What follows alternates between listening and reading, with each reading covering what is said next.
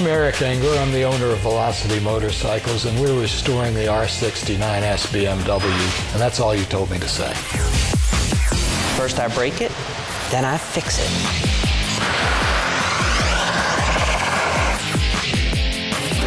There's just not enough time for all this stuff.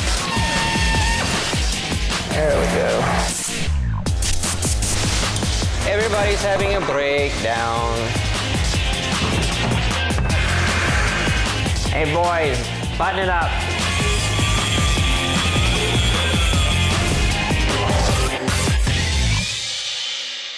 Our perfectly restored R69S is complete.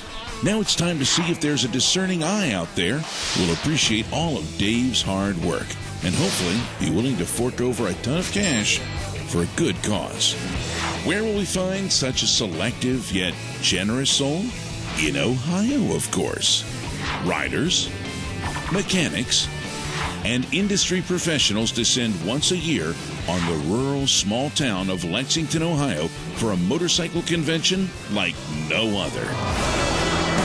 The AMA's Vintage Motorcycle Days includes exhibits of classic motorcycles and memorabilia, a swap meet, bike shows, and a full slate of racing.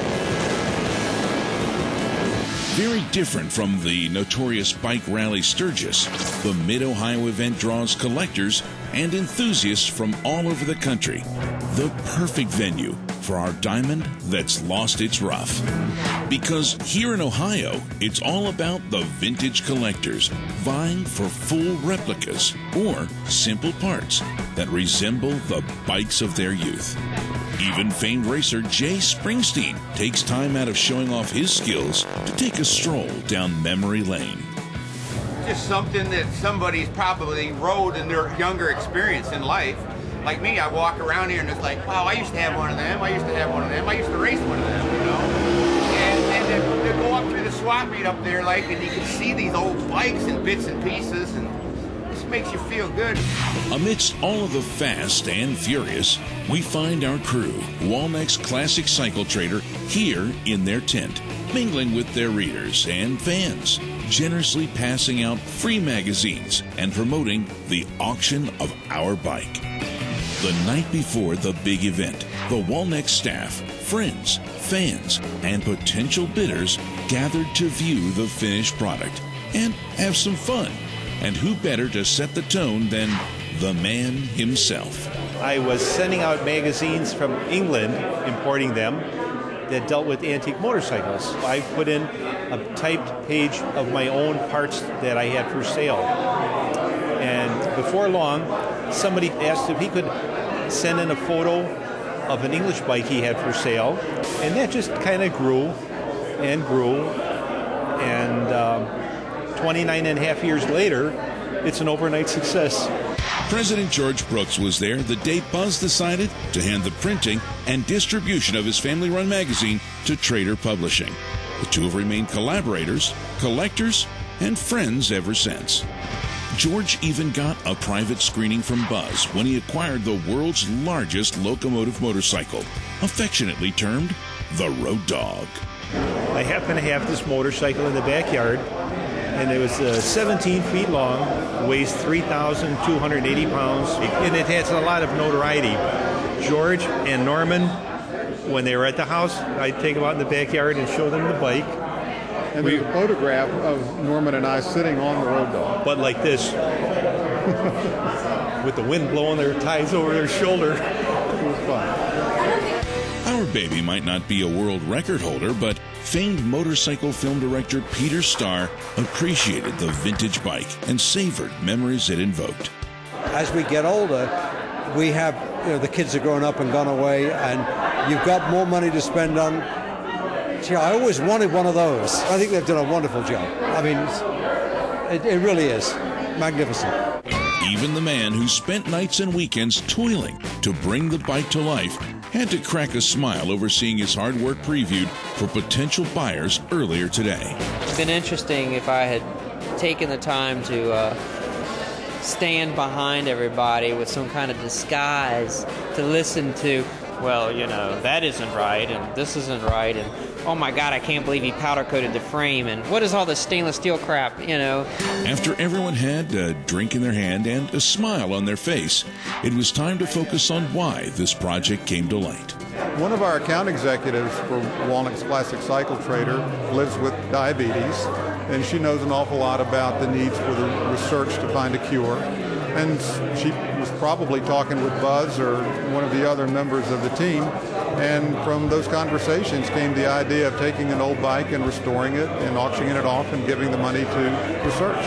As the evening went on, a courageous friend of the Walneck team had the courage to relay her own personal story to remind everyone how important the bike's donation is to juvenile diabetes research. They didn't know what was wrong with me at first, and I was very sick, and I was fading in and out of consciousness, and I didn't really understand what was going on. It's the generosity and support of people like you that enable us to continue to search for a cure. The dinner was a great time to catch up and reminisce, but at its core, this celebration was the culmination of months and months of hard work. It's been a rallying point, something that everybody can point to with a lot of pride. We get involved in a lot of charities, but nothing that's generated the type of excitement and the type of staff involvement that this project has. It's the best thing we've ever done.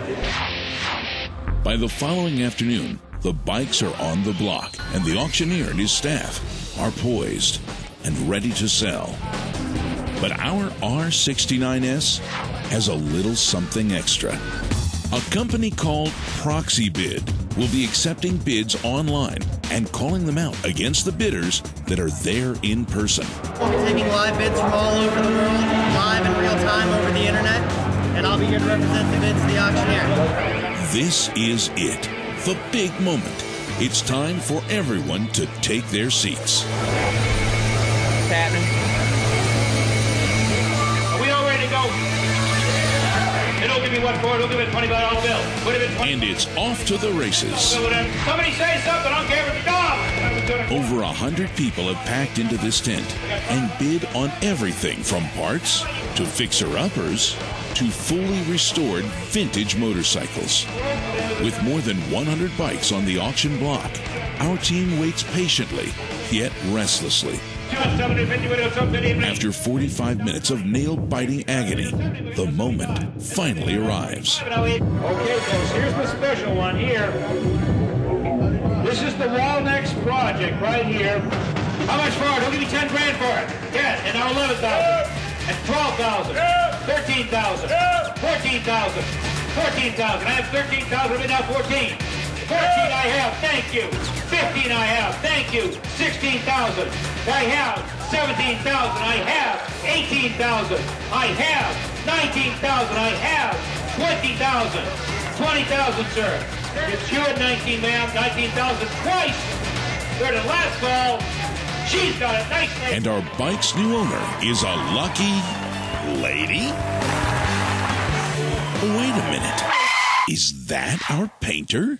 Turns out Rhonda was sent by a private collector who saw the gas tank being painted at her place of business, and that collector prefers to remain anonymous. Regardless of the new owner, the Walneck team is delighted their project and contribution went off without a hitch. Buzz and I were talking about how inexpensive some of the bikes were. We thought maybe this is a bad sign. And as soon as the bidding started, it started escalating so quickly, I knew that it would go for a good price. That was great. It was really exciting. I think that what Jerry Wood did and AMA, they just really took good care of us, so I really appreciate it. The 30th anniversary of Walneck's Classic Cycle Trader is right around the corner. What its future is, that's too soon to tell. Fun to do. Another one. On to the next project. But you can always count on their quality and devotion, not only to their readers, but to the community as well. And that's what truly defines success.